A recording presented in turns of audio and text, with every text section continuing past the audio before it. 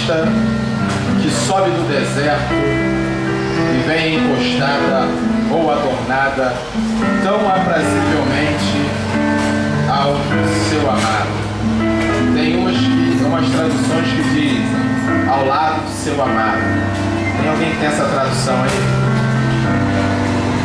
Quem é esta que sobe do deserto e vem adornada? Tem alguém com essa tradução, adornada? Não. Tem algumas traduções que diz que vem adornada. Vem encostada tão aprazivelmente ao seu amado. Encostada é ao lado, né? É que deve ter alguma tradução que diz ao lado do seu amado.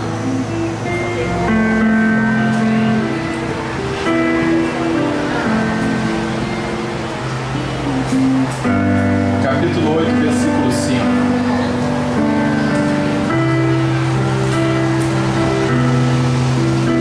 É uma pergunta que o escritor faz de Cantares. Quem é esta que sobe do deserto e vem encostada tão aprazivelmente ao seu amado? Gente, quando o escritor escreveu esse livro aqui, essa associação de deserto, o que nós pensamos com isso aqui? O que nós associamos quando fala sobre deserto? O que se pode associar ao deserto aqui? O que já se ouviram muito falar de deserto? Morte, sequidão. Morte, sequidão, mas tem uma história muito longa em torno de deserto. O Egito, o deserto? Isso, o êxodo do Egito. 40 anos. Quem é essa que sobe do deserto? Aí nota-se que quem é que saiu do deserto? Não foi Israel? Só que aqui há uma junção de dois pensamentos dentro dessa escrita. Porque quem subiu do deserto foi Israel. E agora aqui diz: quem é esta que sobe do deserto tão aprazivelmente ao lado do seu amado? Esta de fato é Israel, porém esta também é a igreja, e é um vislumbre e um direcionamento muito maior para a igreja do que dentro do próprio Israel, mas é uma coisa que segue-se a outra, porque quem vem ao lado do amado é a igreja do Senhor.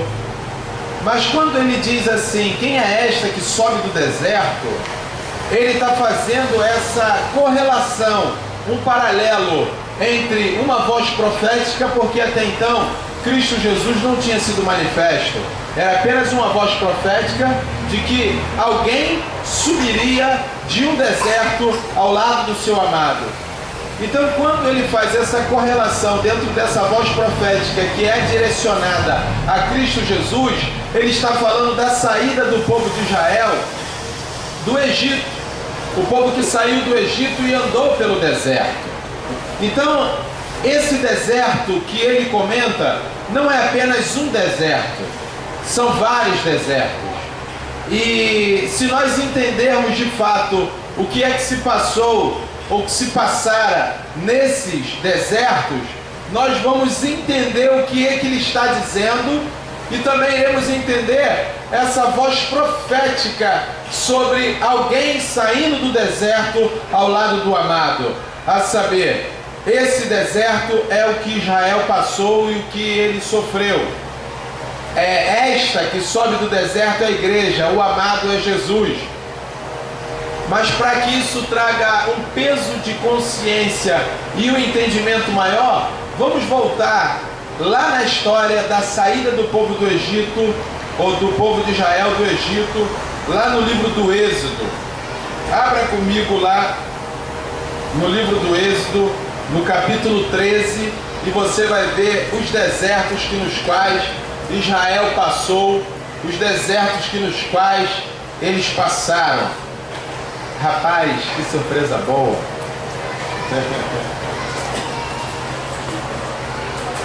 Então nós temos aqui no capítulo 13 de Êxodo, no verso 17, que diz o seguinte: e aconteceu que quando o faraó deixou ir o povo Deus não os levou pelo caminho da terra dos filisteus, que estava mais perto, porque Deus disse, para que porventura o povo não se arrependa vendo a guerra e torne ao Egito. Mas Deus fez rodear o povo pelo caminho do deserto do Mar Vermelho. Caminho do deserto do Mar Vermelho, gente, é o primeiro no qual eles passam. E subiram os filhos de Israel da terra do Egito armados. E aí, queridos, eles vão a caminho do deserto do Mar Vermelho e eles se acampam no verso 20 em Sucote. Queridos, eles se acampam em Sucote, em Etã, à entrada do deserto. E o Senhor ia adiante deles numa coluna de nuvem para os guiar pelo caminho, e de noite numa coluna de fogo para os alumiar pelo caminho, para que passasse de dia e de noite. E nunca tirou-se de diante da face do povo a coluna de nuvem de dia e a coluna de fogo à noite.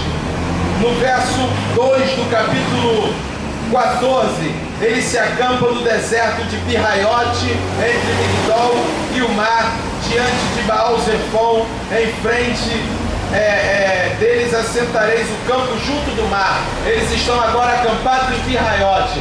Eles saem de Sucote. Sucote, gente, é algo fantástico e maravilhoso, porque Deus se manifesta. Deus se manifesta numa coluna de nuvem de dia para o cobrir do sol, e numa coluna de fogo de noite para proteger da friagem. E agora eles se acampam diante do deserto de Pirraiote, de frente para Migdol, e o Mar Vermelho está diante deles. Agora Pirraiote já é diferente. A passada de cada deserto tem uma representatividade àquele povo. E se o escritor de Cantares ele alude uma voz profética a cada deserto também, ele tem uma representatividade para a igreja, que somos nós hoje. E o deserto de Sucote é a manifestação de Deus, é o início, o começo, é tudo maravilhas, ainda mais quando ele se manifesta de tal forma a protegê-los de noite, do cansaço, da fadiga, do sol, do calor, e à noite da friagem, porque no deserto a temperatura descia abaixo de 0 grau. Então, estando diante de uma manifestação divina tal como essa, onde Deus usa a natureza de uma forma tremenda e usa também algo fenomenológico, porque não é comum aparecer, digamos assim, uma coluna de fogo para os guiar durante a noite. Uma coluna de nuvem, tudo bem, porque as nuvens se manifestam. Então ele se manifesta na natureza e já começa também a operar milagres. Algo que deixa a pessoa assim extasiada, e isso de início é maravilhoso. Mas logo no segundo deserto de Pirraiote, eles se deparam com o mar e atrás Faraó. Queridos, isso também tem uma relação conosco, com a igreja do Senhor, porque em Pirraiote você tem o mar adiante e o perseguidor atrás. O perseguidor, quando ele olha para trás, ele é muito mais poderoso. O perseguidor, ele é muito mais volumoso e voluptuoso, porque é uma ameaça. De fato é algo que vai trazer uma destruição, um massacre. Faraó iria atropelar os israelitas. E eles têm o mar adiante dele. Queridos, uma situação tal como essa, igreja do Senhor, o mar adiante, onde você não tem como atravessar, e o adversário atrás, é uma situação pavorosa, é uma situação de espanto, é uma situação de constrangimento da alma, ao ponto de ser conduzida à morte, embora ela ainda não tinha sido manifesta de fato, mas manifestou-se no psicológico de cada um, manifestou-se no interior de cada um, ao ponto de dominá-los e entrarem em desespero ao saber que vinha Faraó armado com seus cavalos e cavaleiros, e saída adiante não existia. Pelo contrário, existia um mar poderoso e tenebroso, prontos a tragá-los, ou seja, pelo mar, ou seja, pelo faraó, ou pela morte do estado no qual se encontrava mediante esta situação. Então, se a voz profética do escritor de Cantares, ela é aludida a Israel, mas aquela que sobe do deserto, isso quer dizer que em momentos você terá situações como Sucote, a manifestação de Deus, e manifestações tremendas ao ponto de usar os seus milagres e o seu poder para que você possa ser beneficiado. Mas também haverá pirraiote na sua vida, meu irmão. Pirraiote é situação de desespero total. Pirraiote é não saber o que fazer. Pirraiote, meu amado, é uma entrega ou para a morte que te rodeia, seja pela frente, por trás, ou aquela que está diante dos seus olhos, que é o desespero. Ou então aquilo que o povo de Israel pediu a Moisés para fazer, e até o Moisés ficou de bobeira, porque ele clamou ao Senhor, e o Senhor disse assim: meu irmão, por que clamas a mim? Diga ao povo de Israel que marche. Meu irmão, a mensagem que o Senhor está te dizendo nesta noite é a seguinte: em meio ao desespero e à calamidade instalada, quer seja adiante, quer seja na retaguarda, ou aquilo que gira ao entorno das suas faculdades mentais, que apavora o teu ser e faz com que a sua alma e o seu ser venha a se desestabilizar, Ele está dizendo o seguinte: marche. Porque em Pirraiote foi o desespero total, mas foi o lugar onde o povo marchou, e Moisés tocou o cajado nas águas, e as águas se abriram diante dos olhos deles. É o que o Senhor está dizendo para você na noite desse dia, para que você possa marchar, meu irmão. E aí eles passam pelo mar, no capítulo 14. Eles atravessam o mar. A passagem pelo mar é tremenda. E os egípcios morrem no mar. Queridos, aquilo que era o beco sem saída foi aberto. E aquilo que era o terror morreu naquilo que era o beco sem saída. Aquilo que diante dos seus olhos não tem saída e a sua retaguarda é a sua morte, o Senhor manda te dizer o seguinte: que aquilo que representa a sua morte morrerá naquilo que não é a sua saída, porque passará a ser a sua saída. Já dizia o Salmo 77, que pelo mar foi o seu caminho e ninguém conhece as suas pegadas. Meu irmão, Deus vai chegar, vai fazer, vai operar, a coisa vai acontecer, ninguém nem sabe por onde ele veio, nem muito menos por onde saiu, ele simplesmente fez, e evidências não haverá. E eles agora atravessaram o mar, e os egípcios pereceram no mar. No verso 27 conta muito bem essa história. Moisés canta um cântico maravilhoso no capítulo 15. No mesmo capítulo 15, no verso 20, Miriam dança. E ali eles partiram e chegaram até o deserto de Sur, no verso 22 do capítulo 15. Eles agora estão diante do deserto de Sur. E andaram ali, gente, 3 dias no deserto de Sur. O deserto de Sur é um deserto diferente do deserto de Sucote, do deserto de Pirraiote, de frente do Migdol. Agora, o deserto de Sur está ao lado oriental do Mar Vermelho. E eles agora, nesse deserto, não encontram as águas. E eles têm sede. Queridos, o povo estava em Sucote, viram a maravilha de Deus, coluna de nuvem, coluna de fogo. Agora eles atravessam o mar e os egípcios são submersos pelo mar, que outrora era uma afronta para Israel. Vê se você consegue entender que aquilo que é afronta para você destruirá os seus próprios inimigos. Como lá na pregação da semana passada, em 1 Crônicas, no capítulo 20, que os moabitas se puseram contra os amalequitas, que se puseram contra o do mar, e um dissiparam o outro, e quando Josafá chegou era todos corpos mortos no chão. Vocês estão entendendo isso? Aquilo que é a sua ameaça, quer seja adiante, quer seja por trás, o Senhor manda dizer o seguinte: será destruído um pelo outro e outro por um. Mas agora é manifesto um deserto sem água.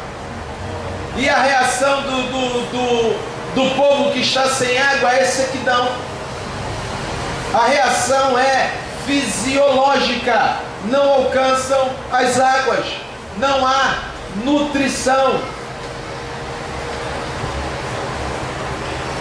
Não há irrigamento. Não há água no corpo do ser. A sequidão toma conta e a sede assola. A sede começa a promover distúrbios no corpo da pessoa.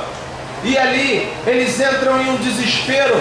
Mas em uma caminhada de 3 dias, logo no próximo verso 23, eles chegam a um lugar chamado Mara. E eles viram um lago fenomenal. Você imagina você cheio de sede, no deserto, 3 dias sem água, e de longe você avista aquele lago maravilhoso no deserto. Meu irmão, foi uma briga de foice. A galera partiu com o abraço, água, e pum, mergulharam para dentro de água com tudo. Quando cada um deu a sua primeira bicada, a água não se podia beber, porque a água era amarga. Olha que deserto. Deserto da falta de água, de uma terra seca, sequidão. Terra seca, gente, é uma terra sem fertilidade, é uma terra sem projeções, é uma terra sem sonhos, sem expectativas, sem planejamento futuros. Uma terra seca não lhe permite nada. E eles estavam assim,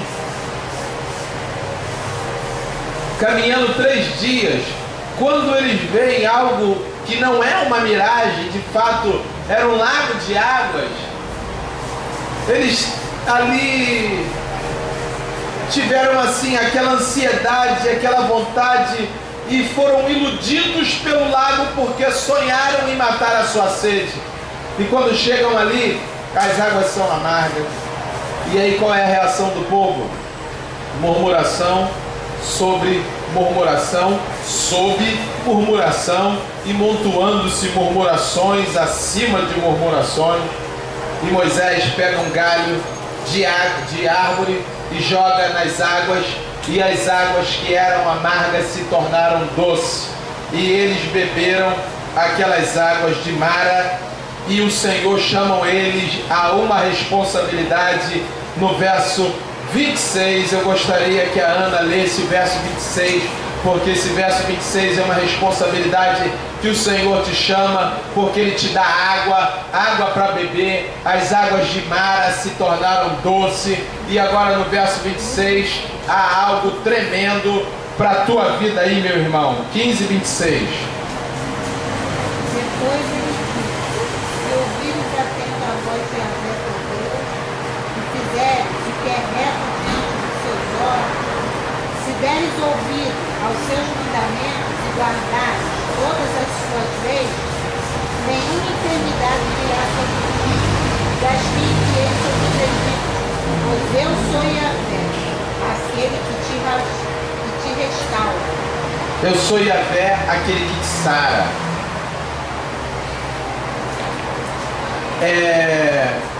Yahvé Rafá, aquele que te sara.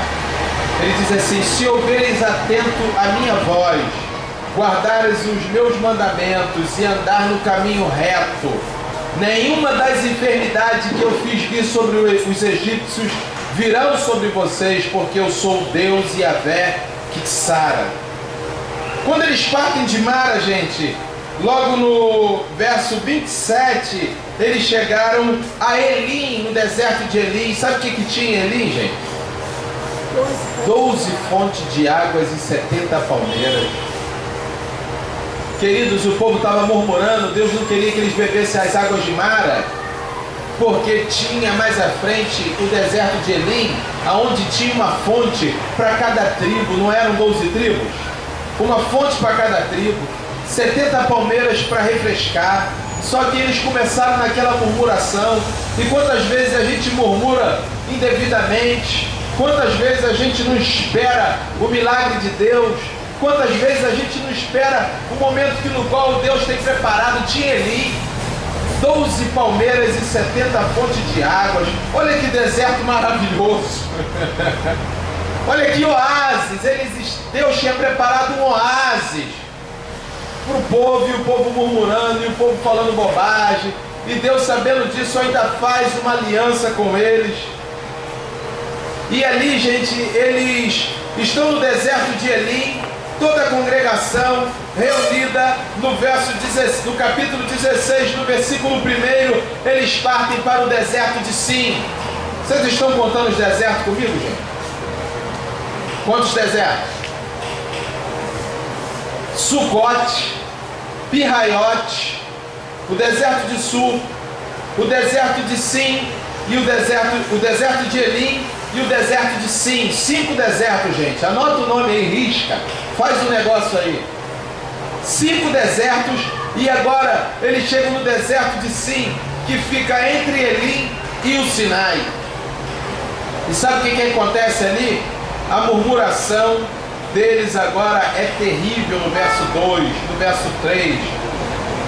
No verso 4, Moisés conversa com Deus. E aí, sabe qual é a conversa que tem? A resposta da conversa está no verso 11 e mais adiante, onde no verso 15, Deus responde e o povo pergunta: o que é isto? A palavra maná no grego significa o que é isto. Deus manda o maná dos céus e manda cordonizes para eles comerem o maná pela manhã e a carne no final de cada tarde e entre as tardes do dia. O deserto de Sim é um deserto da manifestação da comida que Deus manda para eles. Ou seja, o povo está com fome e murmura, Deus dá comida para o povo. Moisés clama e Deus dá comida. Deserto de muita murmuração, de muito sufoco, de muito veneno. No capítulo 17, a jornada pelo deserto de Sim e a falta de água. No deserto de Sim, o que é que Deus opera? Manda o maná, manda carne, e agora Moisés toca na rocha com seu cajado e ele tira a água da rocha. Meu irmão, no deserto não tem comida, no deserto não tem água, no deserto não tem nada. E o lugar onde nada tem na vida daquele povo, Deus está mandando pão de manhã, comida à tarde e água para se deliciar. Vocês estão entendendo isso? Vocês estão entendendo isso, irmãos? Comece a associar isso na sua vida. Faça uma leitura de cada deserto para o teu ser. Vai deixando as informações chegarem, as interpretações que Deus está te dando nesse momento sobre esse deserto onde não tem nada, e Ele te apresenta maná, e Ele te apresenta carne, e Ele ainda te dá água para você beber. Começa a fazer aí as interpretações que Deus te concede nessa hora, para que você possa entender o que é que Deus está fazendo contigo, o que é que Deus faz na tua vida. Ele te dá pão, Ele te dá carne e Ele te dá água. Você sabe por quê, meu amado? Porque no capítulo 17, no versículo 8, vai acontecer uma guerra. O sujeito que tem pão, que tem água e que tem carne, ele está alimentado e nutrido e bem disposto, porque o adversário chamado Ameleque vai guerrear. E a guerra praticamente é dada como se fosse uma covardia. Você sabe por quê? Porque os filhos de Israel lá no Egito eram escravos. Os filhos de Israel no Egito não eram lutadores, não eram guerreiros, não manuseava a espada, não tinha habilidade da guerra, não existia um legendário, não existia um soldado poderoso e temeroso, não existia um homem sequer de guerra, nunca foram preparados para a guerra. Então, se você tem 1000 homens inaptos para a guerra e 100 homens habilidosos e armados, os 100 vão passar os 1000 fácil. Porque é 10 para cada um, você está entendendo isso? E o cara armado numa guerra de espada vai matar todo mundo. Não iria sobrar israelita nenhum.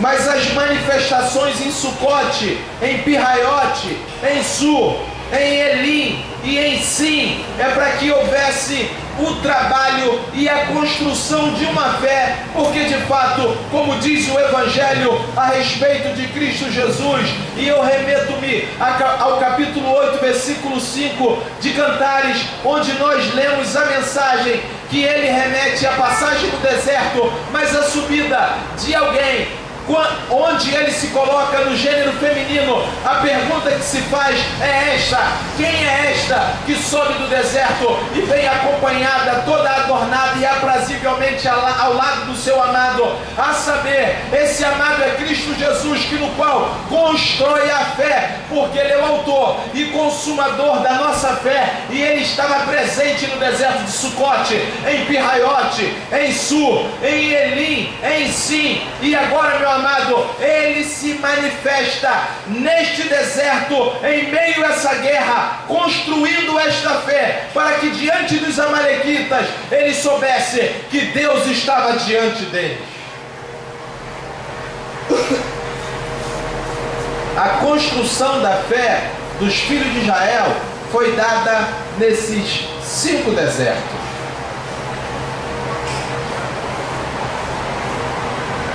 E agora no deserto de Elim, a guerra está estabelecida, pelo que disse Moisés a Josué: escolhe homens e sai a peleja contra Amaleque amanhã. Eu estarei no cume do outeiro e a vara de Deus estará na minha mão. Queridos, pare e pense comigo. O Josué tem que ser muito maluco para receber essa palavra, porque Josué não tem arma. Ele está com um grupo de soldados desarmados. Além de estar desarmado, se tem arma, tem enxada, tem foice e algumas poucas espadas. E se tivesse armado, não tem habilidade nenhuma para a guerra. Não sabe manusear a espada, não sabe como utilizar um escudo, não sabe se defender, não tem preparo físico, não tem punho, a empunhadura não existe para poder fazer guerra com um povo que está acostumado a guerrear. Amaleque guerreava todo o tempo. Josué aceitar ser capitão dessa turma, meu irmão, ele tem que estar com a fé muito lá em cima, mas ele estava. E Moisés foi para cima do monte. Nota-se que esta guerra, no desencadear entre o verso 8 ao verso 16, ela é dada como uma guerra espiritual, porque Moisés erguia as mãos, Josué prevalecia lá embaixo. Moisés abaixava as mãos com as mãos cansadas, Josué ia começando a perder a guerra, de maneira que Ur e Arão segurou as mãos de Moisés e colocou uma pedra para ele se segurar, e segurando as mãos de Moisés, Josué prevaleceu-se contra os amalequitas em meio à guerra. Então era uma guerra de fé, era uma guerra espiritual, uma guerra que foi trabalhada em Sucote, em Pirraiote, em Sur, em Elim, em Sim. E agora, queridos, em meio a toda esta construção, Deus ainda faz uma promessa. Ele diz assim: Moisés, escreve isso para a memória num livro e relata-o aos ouvidos de Josué, que eu, o Senhor, farei guerra entre Amaleque e Israel eternamente, e eu riscarei o nome de Amaleque de debaixo dos céus, e haverá guerra do Senhor e Amaleque de geração em geração. Ele declara isso e manda Moisés falar aos ouvidos de Josué. A batalha foi ferrenha, mas aqui, o que é que nós vimos? Nós vimos uma guerra espiritual, mas a vontade e a fé de Josué na parada. Josué encarou a coisa fisicamente. e não de uma forma abstrata. Ele entrou na briga. Moisés encarou da forma espiritual. A junção das duas derrubaram Amaleque e todos os seus soldados. E aí nós vamos passar o capítulo 18, vamos passar o capítulo 19 e eles chegam ao deserto do Sinai. Êxodo 19, eles estão no deserto do Sinai. E no deserto do Sinai, eles ficam ali vários dias. O capítulo 20, o 21, o 22, o 23, o 24, o 25. E eles ficam ali porque muitas coisas acontecem nesse deserto do Sinai. As escrituras das tábuas, as instruções, uma série de situações são manifestas ali naquele deserto, até que há algo estabelecido por ele no capítulo 34 de Êxodo, no verso 25, onde na parte B diz que nem o sacrifício da festa da Páscoa ficará à noite para amanhã. Ele instrui a Páscoa e nós vamos passar todo o restante do livro do Êxodo, desde lá do capítulo 19, todo o livro de Levítico, esse desenrolar do livro de Êxodo, de Levítico, tudo no deserto do Sinai, no Monte Sinai, até o capítulo 9 de Números. No capítulo 9 de Números, eles em si vencem os amalequitas, parte dali para o deserto do Sinai, onde chegam no capítulo 19. Do capítulo 19 até o final do livro de Êxodo, de todo o livro de Levítico, até o capítulo 9 do livro de Números, eles estão no Sinai, onde há a celebração da Páscoa. E eles celebram a Páscoa, onde no verso 15 diz que a nuvem iria guiar os israelitas. E aí nós temos no capítulo 10, no versículo 11, dizendo que aconteceu que no segundo ano, no segundo mês, aos 20 do mês, que a nuvem se alçou sobre o tabernáculo da congregação, e os filhos de Israel partiram, segundo as suas jornadas, do deserto do Sinai, e parou no deserto de... Eles chegaram em Parã, saíram do Sinai e parou em Parã. E aí, queridos, o que é que acontece em Parã? Lá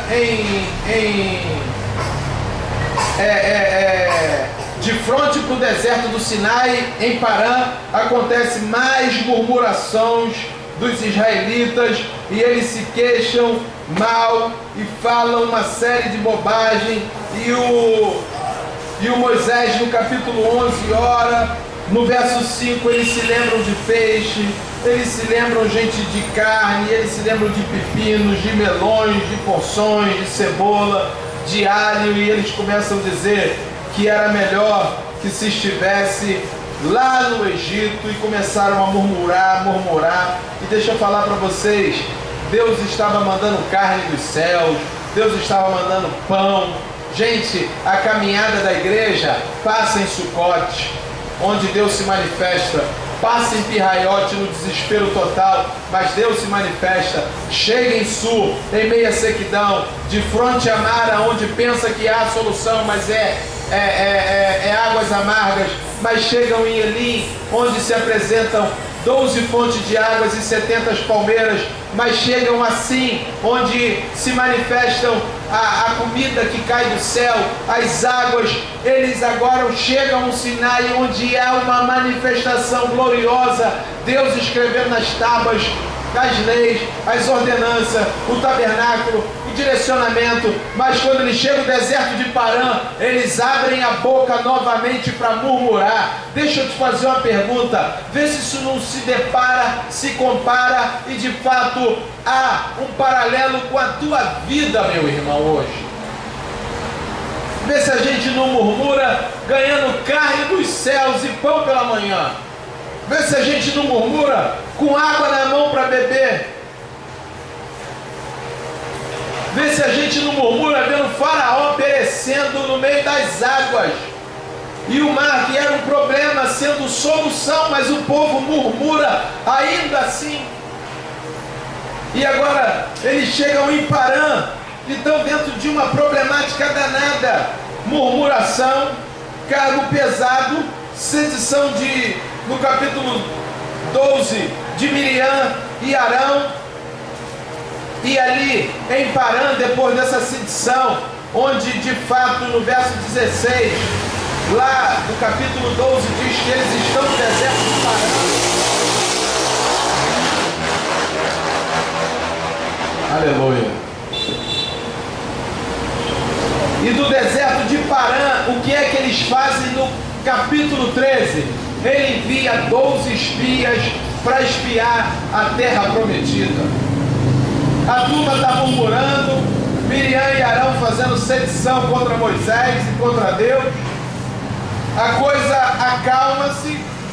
Gente, quantas vezes a gente não faz sedição também?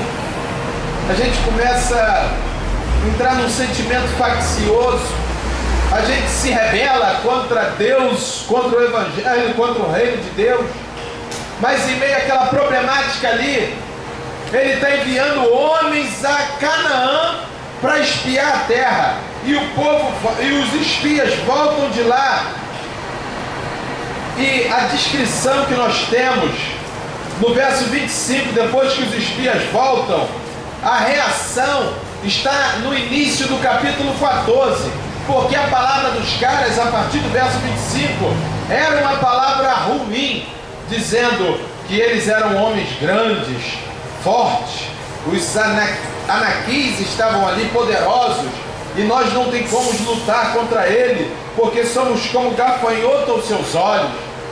Palavra ruim, gente, faz o povo voltar para o Egito, sabia? Aqui, palavra ruim, no capítulo 14, o povo queria voltar para o Egito. Palavra ruim faz isso. Você fica ouvindo pregação ruim, a tua vontade é voltar para o Egito. Fica ouvindo pregação que te mata, a tua vontade é voltar para o Egito. Mas Josué e Caleb tinham palavra boa e mudaram a história no verso 14. No verso 6, no verso 6, Josué e Caleb, filho de Jofené, Josué filho de Nun e Caleb filho de Jofené, eles rasgaram as suas vestes e falaram a toda a congregação dos filhos de Israel, dizendo: a terra pelo meio do qual passamos a espiar é terra muito boa.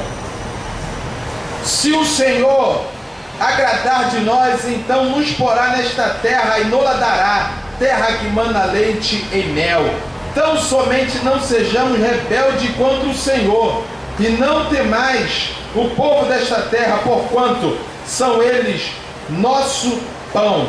Retirou-se deles o seu amparo, e o Senhor é conosco, não os temais. Então disse toda a congregação que os apedrejasse, porém a glória do Senhor apareceu na tenda da congregação dos filhos de Israel. E deixa eu te falar, meu irmão, a história mudou, porque a palavra era boa. Palavra ruim leva os outros para o Egito. Palavra boa, ainda que a galera não goste e tenta te apedrejar, o Senhor se manifesta e compra o teu barulho. Você está entendendo esse negócio? O Senhor se manifesta e compra o teu barulho, e comprou o barulho de Caleb e de Josué. E aí, amados, eles estão no deserto de Parã. Eles enviam os espias.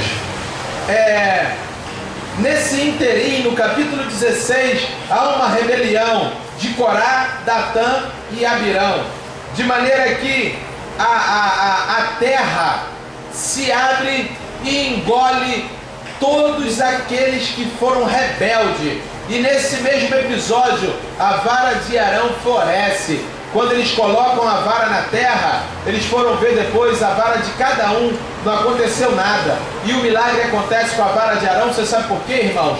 Olhem para cá e prestem atenção. A vara de Arão estava cortada, não tinha seiva que pudesse nutri-la, ela não tinha caule nem tronco, estava na mão de Arão.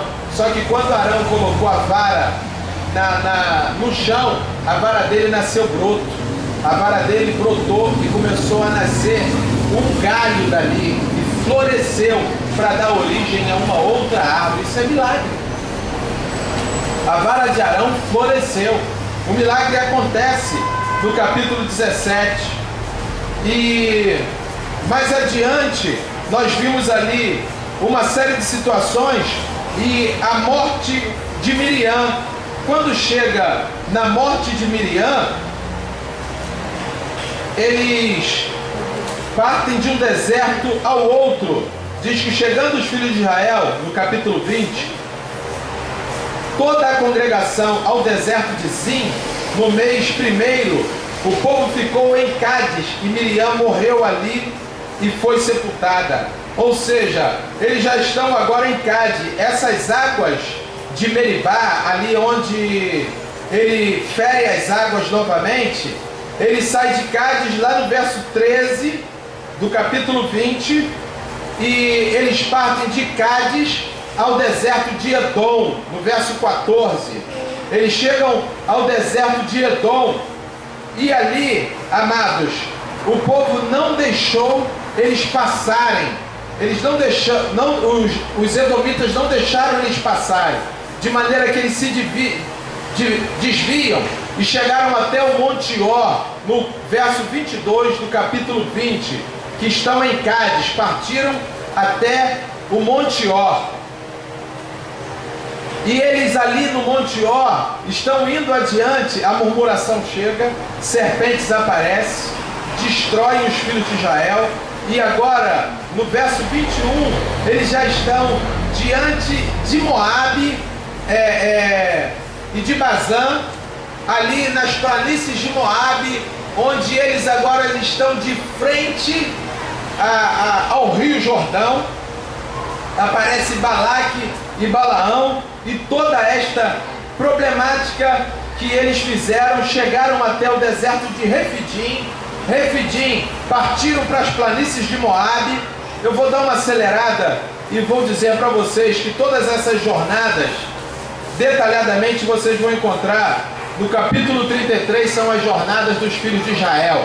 Eu apenas estava citando os desertos onde aparecem maior evidência. E quando eles chegam no capítulo 33, no verso 49, eles se acampam junto ao Jordão, desde Bet-Gesimote até Abel-Sitim, nas campinas de Moabe. Dali eles contemplam a terra, eles veem a terra.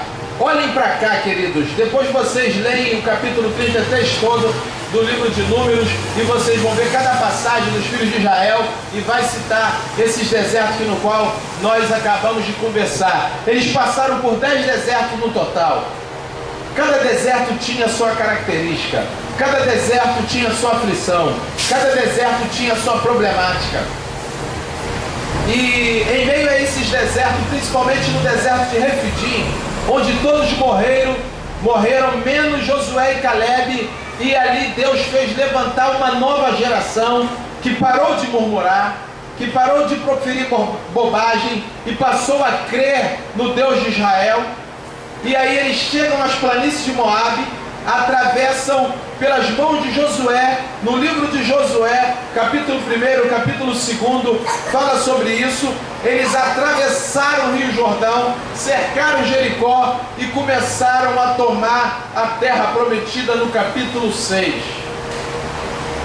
Então agora, em meio à pergunta de Cantares, do capítulo 8, ele diz: quem é esta que sobe do deserto? Ele não se refere mais a Israel, embora referindo-se a Israel, referindo a passagens desérticas que Israel sofrera, de calamidade, de problemáticas instaladas, de uma vida dentro de murmurações e degradações, de morte, de manifestações divinas, de água da rocha, de comida que cai do céu, de uma série de situações nos quais eles passaram, de guerras, de outras guerras que também eles venceram e agora foram se aprimorando na guerra. Eu te pergunto, se esta palavra diz quem é esta, ele se refere à igreja do Senhor, que sobe do deserto ao lado do seu amado. Esse amado é Cristo Jesus. A pergunta que se faz é: porque do deserto, meu irmão, é impossível de subir alguém? Do deserto, meu amado, é impossível que alguém possa subir com vida, e com vida ainda cheio de qualidades e qualificações, e um adjetivo tremendo, que no qual mostra uma característica muito linda. ao lado do seu amado e bonita e maravilhosa. Queridos, deixa eu te falar uma coisa. Para você sair desse deserto que você se encontra, é deserto de sofrimento, deserto de dor, deserto de lamento, de labuta, de contenda, de problemáticas, de murmurações. E te digo uma coisa, sair daí não dá não. Mas o Senhor enviou Cristo Jesus para que estiver ao seu lado, para te levantar do deserto, para desfazer a obra do diabo, para te ajudar no momento da adversidade, aonde você promove murmurações. Ele faz aquilo que aconteceu com Paulo, que Paulo diz assim: olha, de boa vontade me gloriarei nas angústias, nas aflições, no capítulo 12 de 2 Coríntios, e ele diz assim: porque quando eu estou fraco, então de fato eu sou forte, porque eu vou me gloriar em todas essas situações, porque o poder de Deus se aperfeiçoa em minha fraqueza. Meu querido, eu quero te dizer que você desse deserto não sai a não ser ao lado do seu amado. E a pergunta é esta: quem é esta que sobe do deserto e vem tão aprazivelmente ao lado do seu amado? É a igreja do Senhor. A igreja do Senhor, ela sobe ao lado de Cristo Jesus, e Ele te tira desse deserto de lamento, de murmuração, de dor, de pavor, de morte, de contradições, de contravenções, de problemática, seja ela qual for. E muitos vão perguntar: quem é este, Léo, que sobe do deserto ao lado do seu amado? É você, porque você é a igreja do Senhor. Quem é este, Nataniel? É você, porque você é a igreja do Senhor. Não interessa a problemática que você se encontre, meu irmão.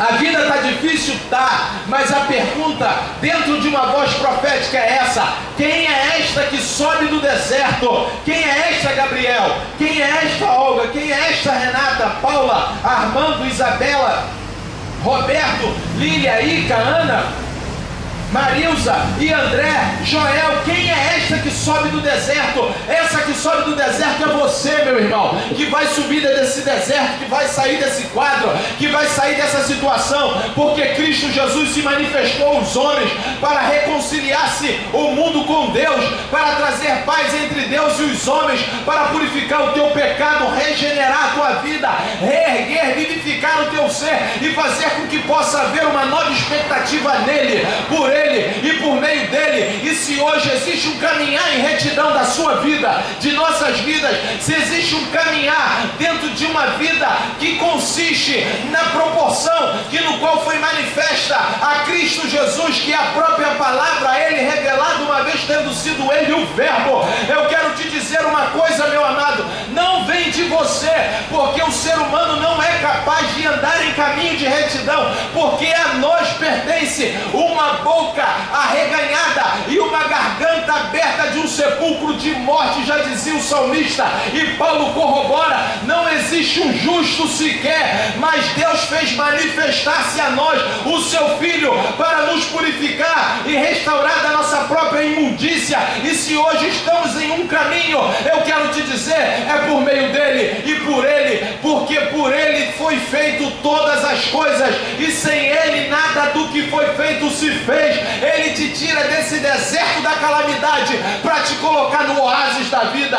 Ele te tira do deserto daquele mundo de murmurações, sem expectativa, dentro de um quadro de sequidão, para fazer jorrar do teu ser rios de águas vivas que fluem para a vida eterna. Oh, meu amado, isso é Cristo Jesus na tua alma, no teu ser, na tua vida, porque ele se manifestou a mim e a ti hoje para que tivéssemos vida e a tivéssemos em abundância.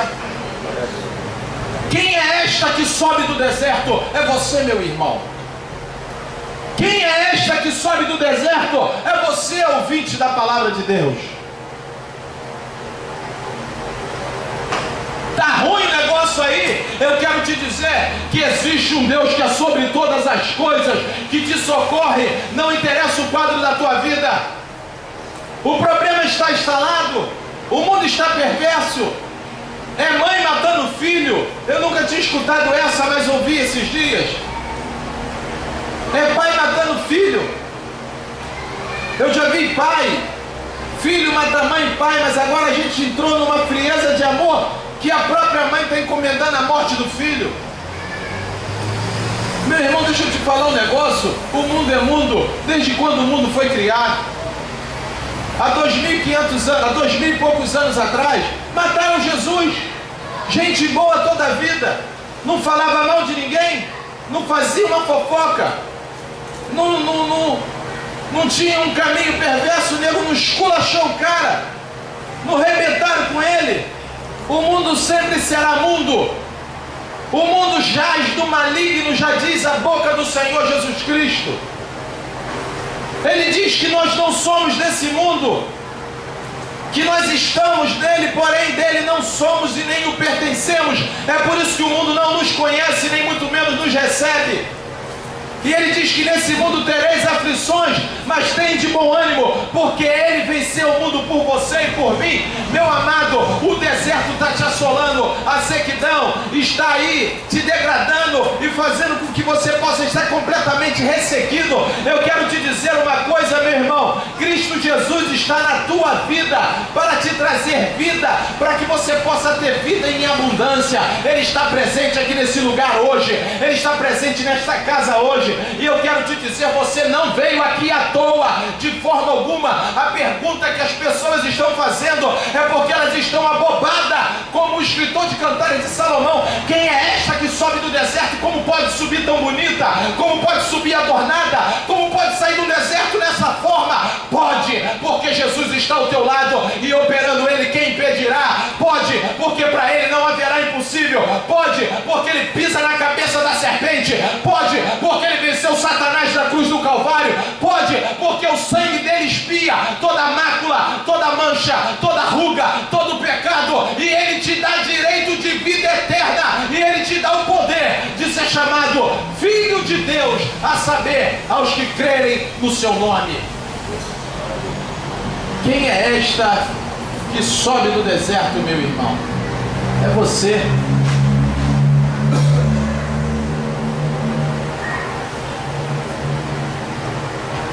Quem é esta que sobe do deserto? É só Jesus para fazer essa obra. É só Jesus para fazer essa obra na minha vida. E vem ao lado do seu amado. Jesus já comprou o teu barulho, meu irmão. Você não pensa que você vai ficar morto nesse deserto aí, mas não vai ficar mesmo.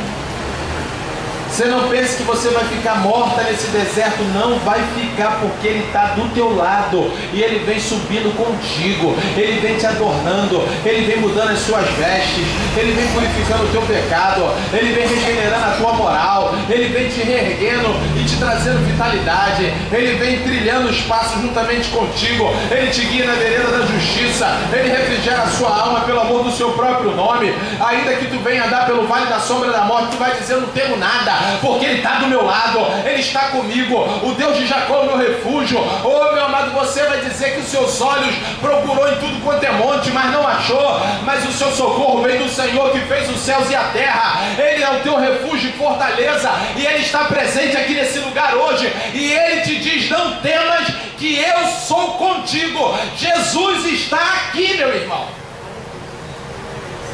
É ele que nos sustenta, é ele que te traz vida.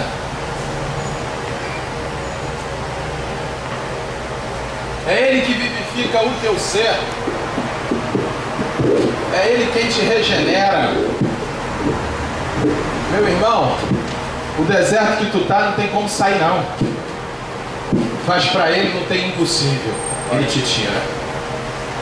O deserto que nós estamos se chama este mundo. Pra gente, solução não existe, mas Jesus dá a solução. A nós pertence a confusão de rosto, já diz Daniel no capítulo 8, capítulo 9, e Neemias no capítulo 2, o engano, a mentira. Mas a ele pertence o amor, a misericórdia e a graça. Essa graça salvadora desse nosso Senhor Jesus Cristo está presente aqui. Você crê nisso, meu irmão? Você tem consciência que o mundo que você está é impossível de você sair? Você sabe disso? Você sabe disso? Você precisa ter essa consciência. Você precisa se enxergar e ser sabedor que você não tem jeito. Você precisa saber disso. Para que você possa entender o tamanho da maravilha, que se tem jeito para você é por ele, por meio dele. Que se houve solução, foi Ele que te deu, porque você não consegue.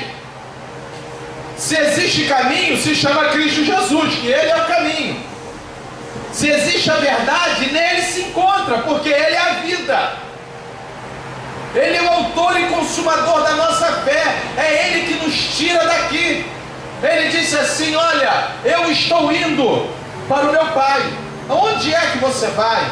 Nos leva. A gente quer ir. Para onde eu estou indo, vocês não podem ir agora. E eles ficaram turbados. Ele pegou e disse assim, capítulo 14, do nosso irmão mais velho João. Ele disse assim: não se turbe o vosso coração. Credes em Yahvé e credes também em mim. Na casa de Yahvé há muitas moradas. Se não fosse assim, eu não vou teria dito. Meu querido, não enxergue a mim aqui agora, enxergue Cristo Jesus falando isso para vocês. Porque o nosso coração se turba. Como é essa salvação? Quando é que Ele chegará? Quando é que Ele vai nos arrebatar desse nosso próprio estado de morte que se encontra em nós mesmos? Quando é que essa vida terá um fim? Você já viu que quanto mais a gente entende de Deus, mais a gente vê os nossos erros?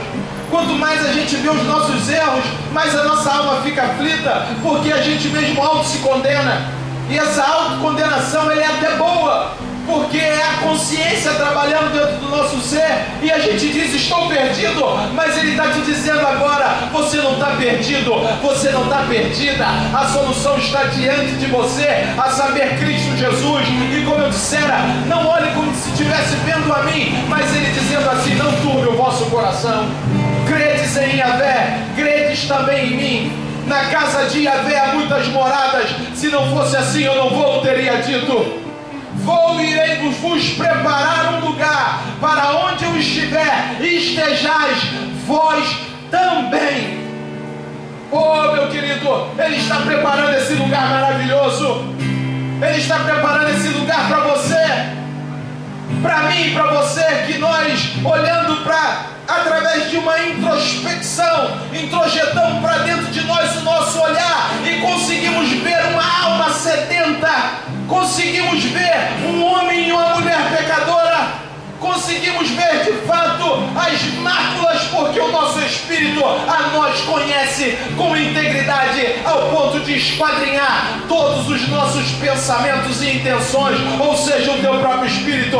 E assim sendo, nos enxergamos a nossa calamidade, e de fato, aquilo que o salmista dissera e que Paulo corroborou, somos na verdade a nossa garganta um sepulcro de morte. Mas o Senhor Jesus Cristo te arrebata do teu estado de morte hoje. O Senhor Jesus Cristo te regenera hoje, porque o sangue dele é poderoso, o sangue dele é vivificador, e ele te chama de filho. O termo filho é porque ele te ama, é porque ele te considera, é porque ele entende que você pertence à família dele. É assim que ele te chama, meu amado e minha amada. Ele trabalha na tua alma de uma forma completa, vivificando o teu ser e fazendo com que você possa ser entendedor que meia a calamidade desta vida você está no caminho, e o caminho é Cristo Jesus. Que meia a problemática instalada no teu ser, a sociedade, e até mesmo com os seus pecados, meu amado, mas do caminho não saia, porque Ele vai te buscar nesse caminho. E Cristo Jesus está aqui hoje falando no meu coração, no nosso coração. E Ele é quem está preparando esse lugar maravilhoso para te tirar desse deserto. Para te tirar desse deserto.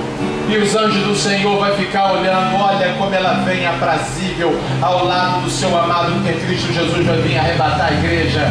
E a pergunta é: quem é esta? Você sabe por que ela vem linda demais e os seres humanos não são assim? Os seres humanos não têm essa característica. Essa beleza que no qual ele se refere é uma beleza espiritual, sem mácula, sem ruga, regenerado. Quem é esta que vem ao lado do seu amado? É um corpo transformado em um corpo incorruptível. Aquilo que é corruptível, que no qual hoje você está instalado, inserido e vivendo, que é o seu próprio corpo, o seu soma, é completamente corruptível. Ele será revestido de incorruptibilidade. E o Senhor se manifestará em glória, fazendo com que essa transformação seja instalada na sua vida, e você vai subir nos ares ao lado de Cristo Jesus, e vai entrar nos céus de glória, e os anjos vão ver essa maravilha, e nós o veremos como Ele é, e veremos também essa cidade santa, a nova Jerusalém que desce do céu. Meu amado, ali moraremos com Ele eternamente. Vida eterna em Cristo Jesus, vida eterna com Ele, por meio dEle e para Ele. Quem é esta que sobe no deserto dessa vida? Você não vai ficar aqui, você não vai padecer nesse deserto. Essa vida que tu vive hoje, diga o seguinte: vivo é na fé no Filho de Deus, que me amou e se entregou por mim, a maneira que não vivo mais eu, mas Cristo vive em mim.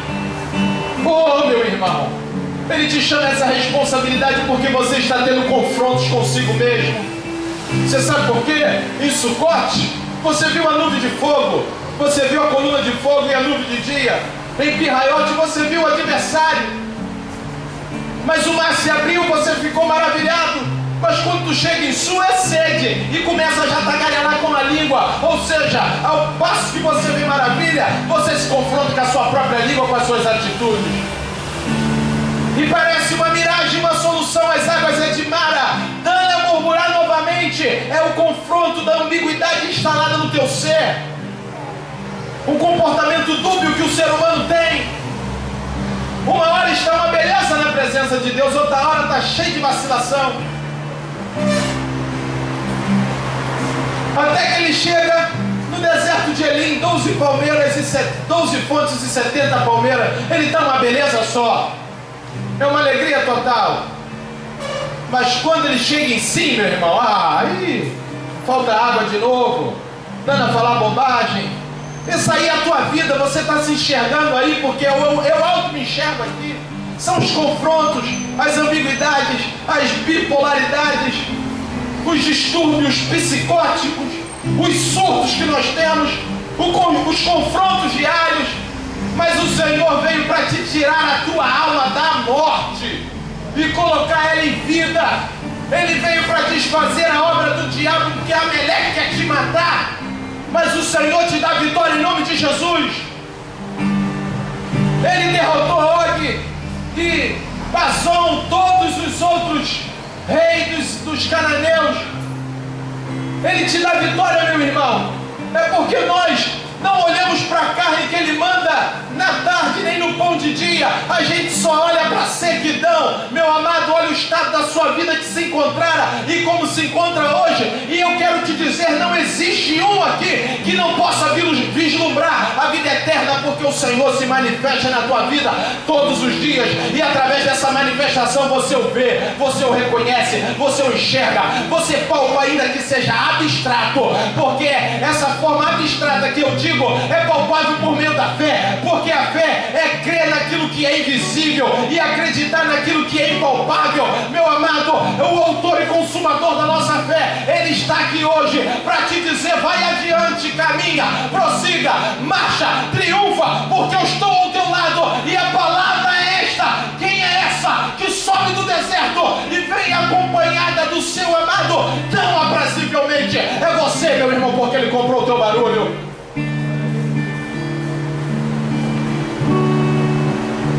É você porque Ele entrou e comprou as suas guerras e te faz um vencedor.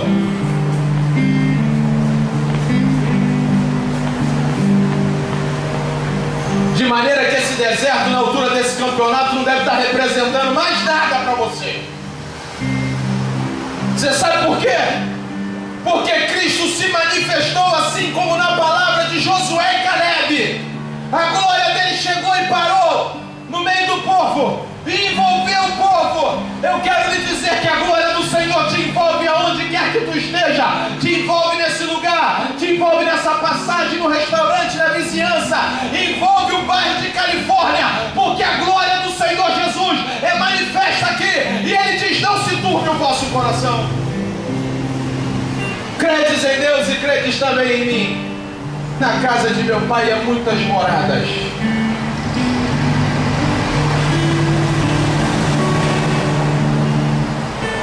Eu estou citando um relato bíblico, então eu quero citar outro. Pense comigo, se em 6 dias ele fez toda essa maravilha, não sei se alguém viu a lua hoje. Deixa eu te explicar como é que é. A coisa de Deus é um negócio tão fabuloso que ela transcende.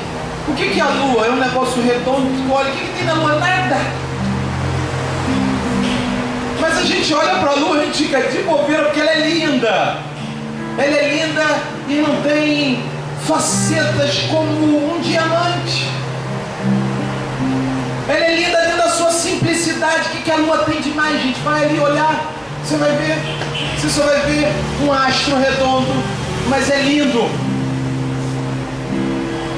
Se você olhar, o Rio de Janeiro é fantástico. Cataratas do Iguaçu, essas praias do Rio de Janeiro afora, o Nordeste brasileiro, o Norte, o Centro-Oeste, o Sul, o Sudeste. Cara, tudo isso ele fez em 6 dias, sem contar a Europa, Oriente Médio, Ásia, Polo Norte e Sul. Ele fez tudo isso em 6 dias. Meu irmão, ele disse assim: olha, eu vou e irei vos preparar um lugar, para onde eu estiver, estejais vós também. Já tem 2000 anos que ele está preparando esse lugar. Assim, 6 dias ele fez essas coisas que deixa a gente boquiaberta. Se a gente for falar dos cosmos, das galáxias, a gente vai ficar assim: rapaz, que parada é essa? Pense comigo, em 6 dias ele fez tudo isso. Isso aí está querendo dizer que não dá nem para a gente imaginar como é esse lugar onde nós vamos morar. Um camarada tentou fazer uma alusão, mas chegou muito longe porque não conseguiu. As ruas são de ouro, de cristais, pedras preciosas. Não dá nem para a gente entender o que ele tentou falar para a gente. Eu acho que é indiscernível humanamente falando. Paulo, ele disse assim: não é lícito dizer aos homens o que eu vi no terceiro céu. Mas João falou, entendeu? Não é que não seja lícito, é indiscernível.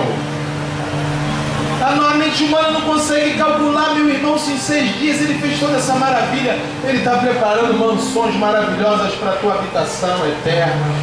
Para as habitações eternas é algo imprescrutável, imensurável, indizível. Dentro da realidade humana, não dá para falar. Oh, meu irmão, ele te chamou para salvação, para coisas maravilhosas. Tem aquelas conversas aqui, malucos que não conseguem entender o que nós estamos falando. Falando das coisas terrenas, diz assim: aquilo que o ouvido não ouviu, que o olho não viu, o ouvido não ouviu e não subiu ao coração do homem, é o que Deus preparou para você. O cara remete isso a uma casa, a ganhar na Mega Sena, até sei lá o que, a ter um status, um cargo, ser presidente da república. Não é nada disso. O que ele preparou para você, essas moradas que ele está preparando há 2000 anos, isso nunca nenhum olho viu, porque ninguém viu essas moradas.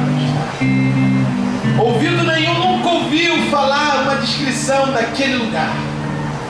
E nunca chegou aos nossos corações. É o que ele preparou para você. É moradas eternas com o Pai e com Ele.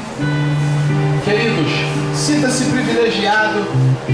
As labutas dessa vida nós vamos viver e vivenciar e presenciá-las. E vamos passar nos desertos. Não pense que vai ser eximido. Olha o deserto do Natanael cair aí agora. Levanta e anda, em nome de Jesus de Nazaré. Você vai passar pelos desertos, meu irmão, mas você vai chegar lá lindo e maravilhoso. Linda e maravilhosa, ao lado do seu amado, entrando nas mansões celestiais. É o que ele tem preparado para você. Isso de fato nunca nenhum olho viu, André, nem ouvido ouviu, e nem chegou ao coração de ninguém. É o que ele tem preparado para mim e para você.